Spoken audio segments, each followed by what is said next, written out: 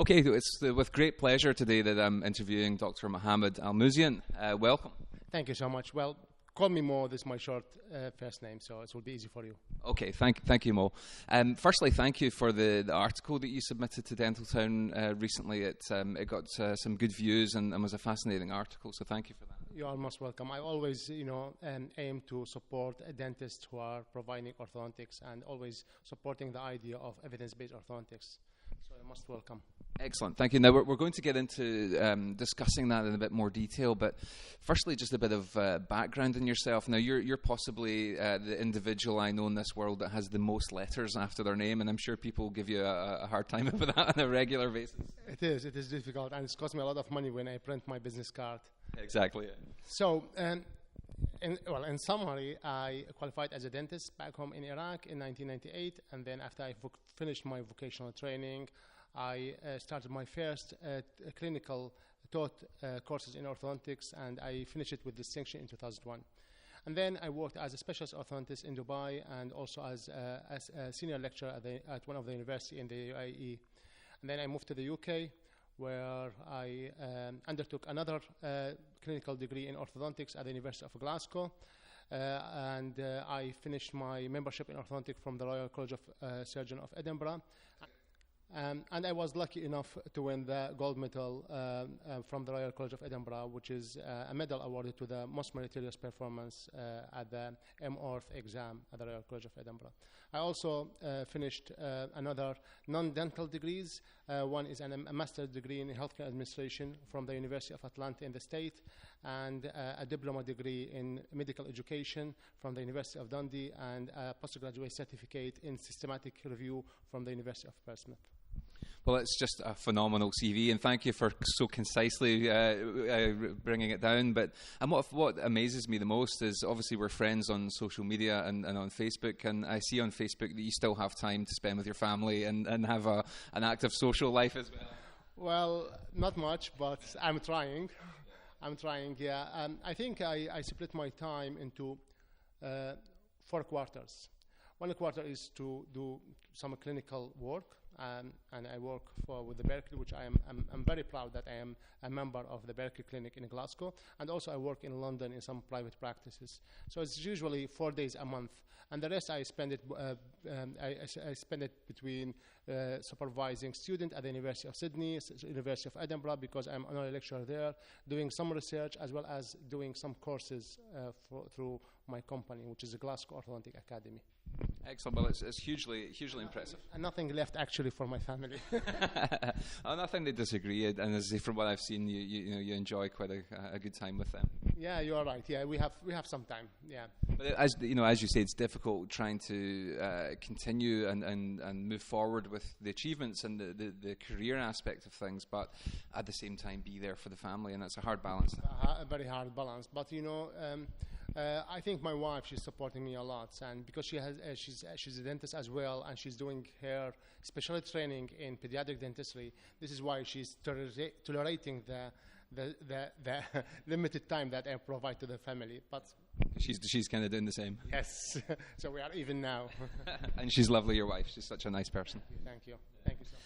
And I guess, so what would you say your main interest in orthodontics is then? Because I know you've done a lot of work with kind of lingual orthodontics. Would that be the kind of main aspect of what you're looking at?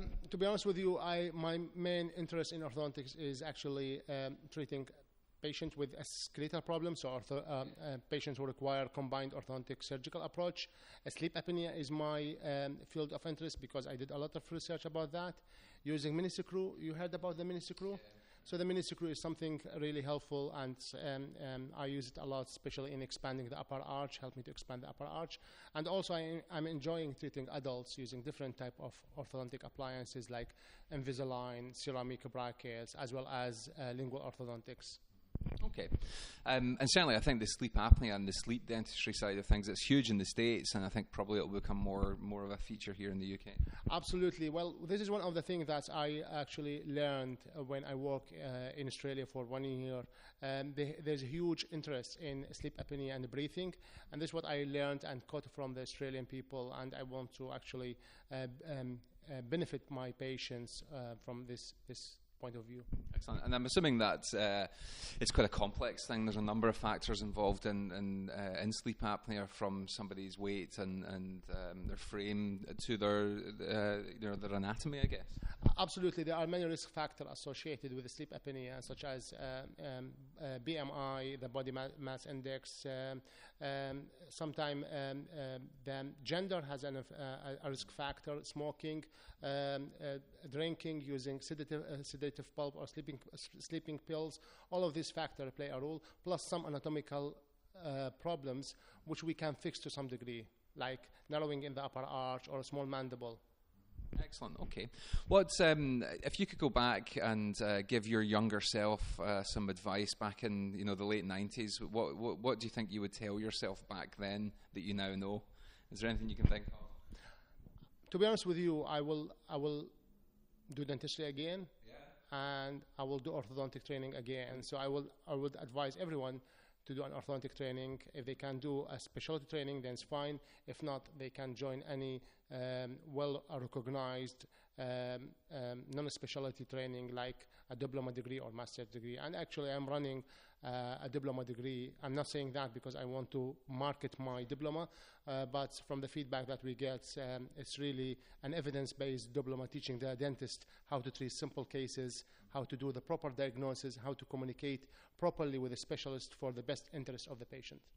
Excellent, fantastic. Now, what sort of things do you do outside of dentistry when you get the time? Then, obviously, the family takes up some time, but what do you do when you have free time just for Mo? Well, I enjoy riding my motor trike, and I took you once. Remember that? I remember it well. And you can actually video my motor trike is parking outside because it's sunny, and it's unusual in Glasgow to have a sunny day. So I enjoy riding my trike. I enjoy watching movies, and I enjoy traveling around the world.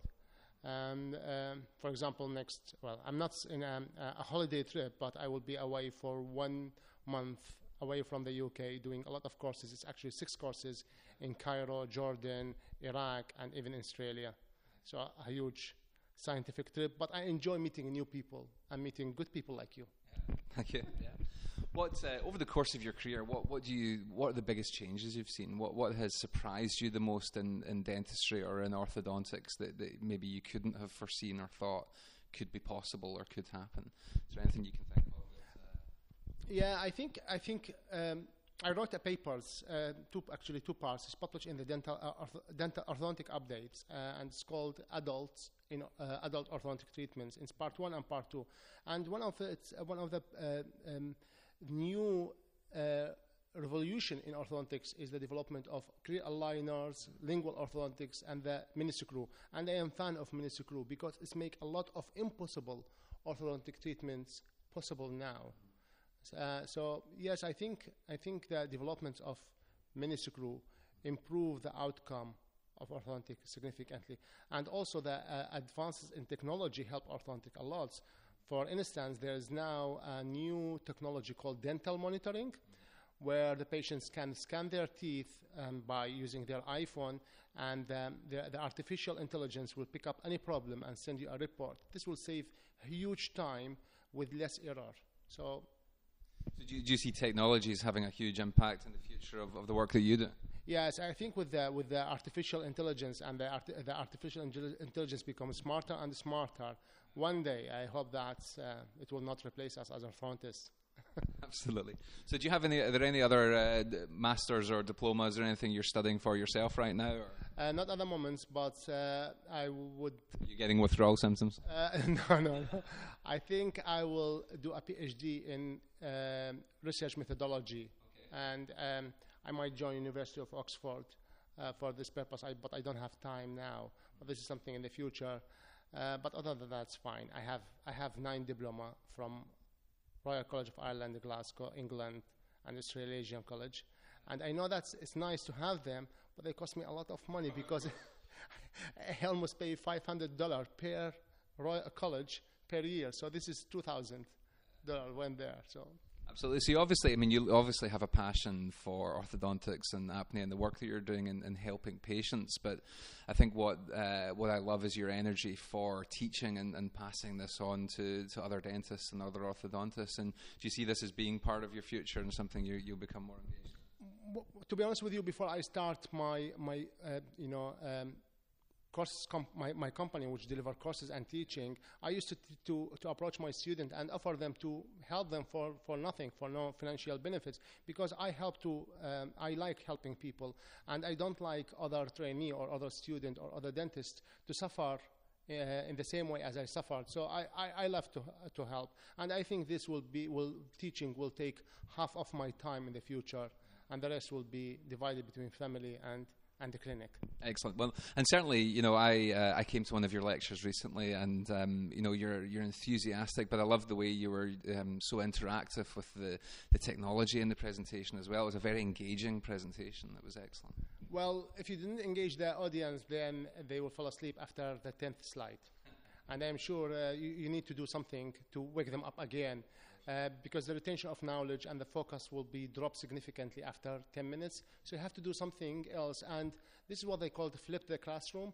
So actually let the audience become the lecturer, and you will be the audience. So let them ask the question and answer it, and you're just moderating it. This is a new approach in teaching. Excellent. So you see, obviously you lecture in the world, you go to Egypt, you go back to Iraq as well. Yeah. How is that going home now? Do you feel homesick at all, or do you feel quite settled in the UK? How do you feel? Well, I left Iraq almost 18 years ago, and I lived in Dubai, and I lived, and for the last almost 9 years I lived in the UK. And to be honest with you, I never felt homesick in the UK.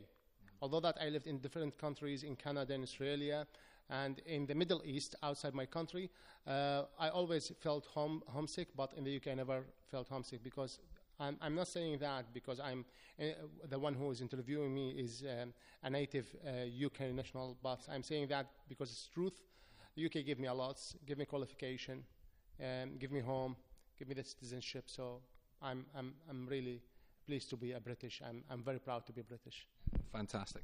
Well, great. Well, if it's okay with yourself, I think we'll maybe go and have a look at your trike outside. Are you okay with that? Let's go. Let's go. You need to change. Oh, okay. I'm okay. So this is the trike. Oh yes, this is my monster.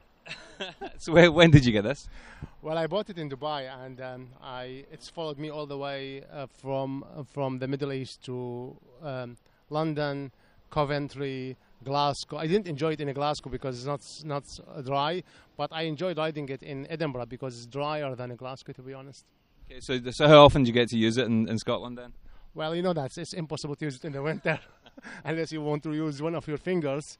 But most of the time, in almost once a week during the summer, or twice a week, once every fortnight. Yeah. So did you need is it like a motorbike license you need for this? Have you got that after another qualification, or how does this work? Well, first of all, this is a motor trike. It's not a motorbike. So it's a car, and the beautiful thing is you don't need to have a special driving license. You can use your car driving license, and you don't need to wear helmets. Wow. That I recommend that everyone wear a helmet, but it's fun, without the helmets you can see you have a better feeling of the city. What sort of speed can it get up to? Well, you can go up to 280 kilometers per hour, which is around 140 miles per hour. You can, but you don't. Yes, I can say that. Okay, yeah. Yeah. Well, listen, thank you so much for taking the time to chat with us today. And actually, I think it would be great to line up another chat. I want to talk to you a bit more about your work with sleep apnea and hear a bit more in detail about how, as dentists, we can identify this and help this. So let's line up another chat at some point soon, yeah? Absolutely, it will be my pleasure. And you know what, Mike? Go and change, and let's go and have some fun. We'll go out in the bike? Just change your tires. Let's throw this scrap and wear a hat and jeans. Let's go have fun. Let's go and do it. Okay. All right, thank you.